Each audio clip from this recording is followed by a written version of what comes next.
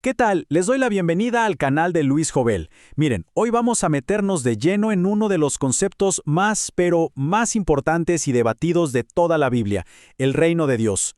Fue el mensaje central de Jesús, ¿cierto? Pero, ¿qué significa realmente? ¿Es algo que ya está pasando o es una promesa para el futuro? Vamos a descubrirlo juntos. Para que no nos perdamos, esta será nuestra ruta. Primero, vamos a definir qué es exactamente el reino de Dios. Luego, entraremos al debate, a las dos grandes visiones. Después, viajaremos al pasado para ver sus raíces, para luego saltar al presente y ver cómo se manifestó con Jesús. Veremos también la esperanza del futuro y, lo más importante, cómo vivimos nosotros en medio de todo esto. Muy bien, arranquemos por el principio. Y es que entender el reino de Dios es fundamental. Es el corazón, el centro de todo lo que Jesús dijo e hizo en su ministerio. Y ojo, estas no son unas palabras cualquiera. Según el Evangelio de Marcos, son las primerísimas palabras que Jesús pronuncia en su ministerio público. O sea, desde el minuto 1, Él deja clarísimo que el reino de Dios no es un tema más en la lista. No, es el tema central de su mensaje. Para tener una base sólida, vamos a usar esta definición del teólogo George Ladd, y quiero que se fijen en unas palabras clave. Primero, dinámico y activo. O sea, no es algo estático, es algo que está en movimiento. Y lo más importante para lo que vamos a hablar hoy es algo que ya ha llegado en Jesús. Quédense con esa idea, porque va a ser crucial. Y es justo aquí donde la cosa se pone de verdad interesante. Porque la llegada de este reino se ha interpretado de maneras muy distintas. Principalmente por dos grandes corrientes teológicas. Y esta es la tensión que vamos a explorar. A ver, veamos las diferencias. A la izquierda, la visión dispensacionalista. Ellos proponen que el reino se le ofreció a Israel, pero como fue rechazado, digamos que se puso en pausa, se pospuso. Lo ven como un futuro milenio aquí en la tierra. Ahora, a la derecha, la teología reformada dice, un momento, el reino no se pospuso, sino que se inauguró con Cristo. Para ellos es una realidad espiritual que ya está presente y que un día se va a consumar. El debate entonces es sobre el cuándo y el qué del reino.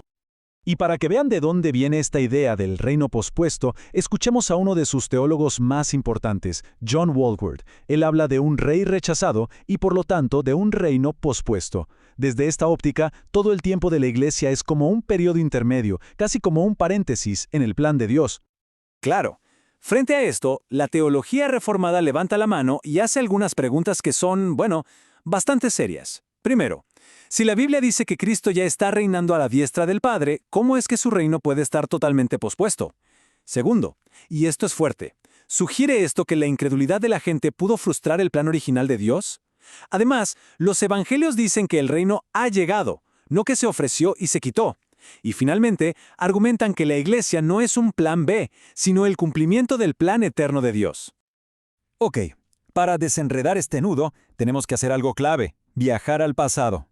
Para entender lo que Jesús quería decir con reino, es vital que entendamos primero qué expectativas se habían construido por siglos en el Antiguo Testamento. Y aquí hay un dato súper interesante y que a veces se nos pasa. La frase exacta, reino de Dios, no la vamos a encontrar en el Antiguo Testamento. Pero la idea de Dios como un rey soberano, que gobierna, que reina, esa idea está por todas partes. Es el concepto que está detrás de todo. Y no es una idea vaga, ¿eh? Las escrituras hebreas describen a Dios con todo el lenguaje de la realeza.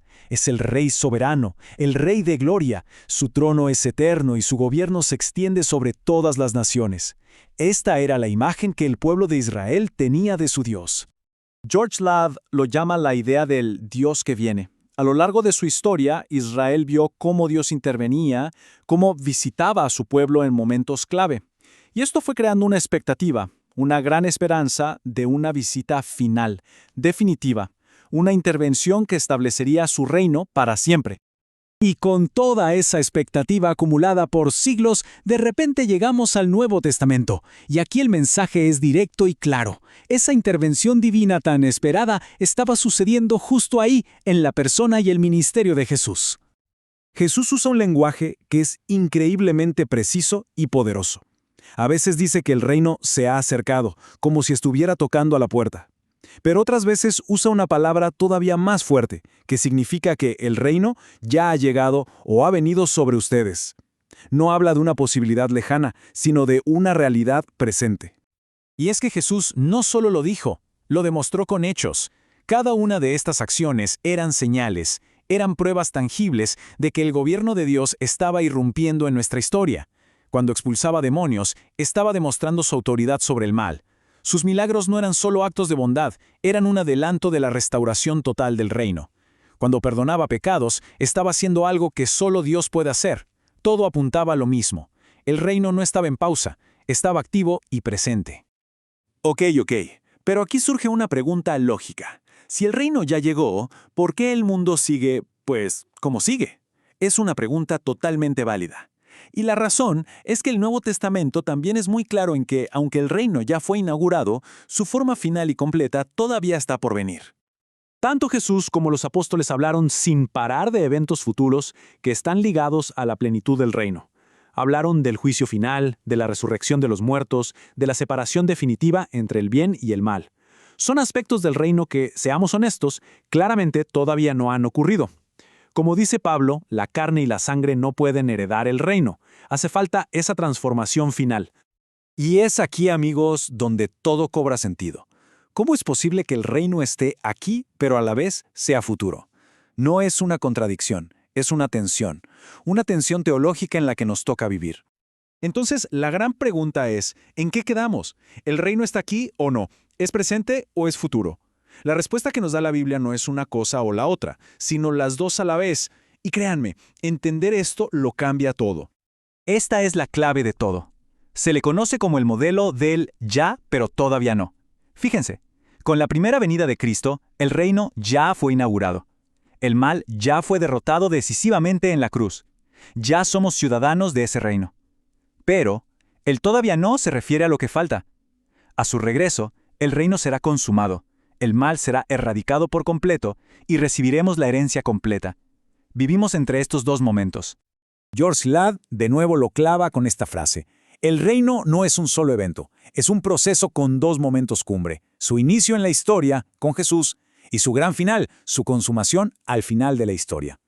Y esto no es solo teología abstracta, Tiene una implicación directa en cómo vivimos. Significa que tenemos una especie de doble ciudadanía. Vivimos aquí, en este mundo, pero nuestros valores, nuestra lealtad y nuestra esperanza más profunda están puestas en el reino que ya empezó y que un día será todo en todos.